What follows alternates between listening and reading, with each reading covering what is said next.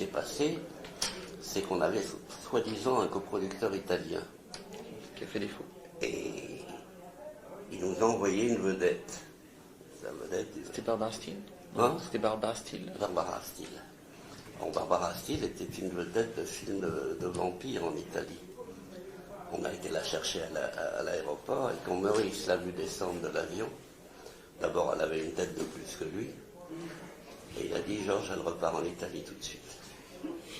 Et moi j'avais rien, j'avais aucune possibilité, rien. Je ne savais même pas à qui téléphoner. Alors on a décidé qu'on la gardait, c'est ma femme qui a été l'habillée, c'est la maquilleuse. On a fabriqué Barbara Steele bien. Et quand elle marchait à côté de Paul Meurice, on mettait un tracé haut comme ça pour que Meurice soit à sa hauteur. Mais malgré tout, il a été très...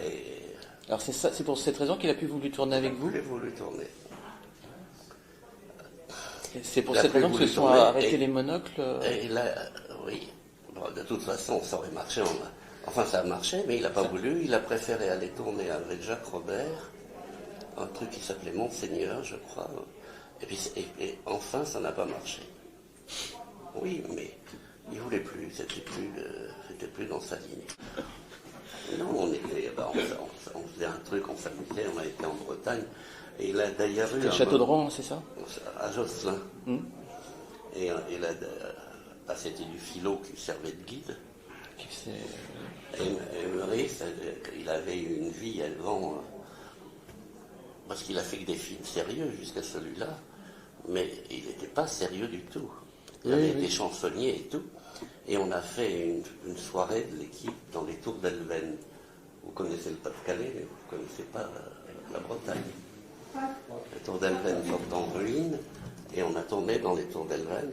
Et un soir, on a fait une soirée là. Et Maurice s'est déchaîné. Il nous a chanté ces chansons qu'il chantait en tant que chansonnier, qui étaient des chansons pornographiques. On aurait dû faire une série des pornos, et on n'a pas eu l'occasion de la faire. Mais la méthode de travail de Meurice au quotidien, comment il travaillait? Il était bon à la première prise ou c'était à la 10e? C'est difficile de vous répondre,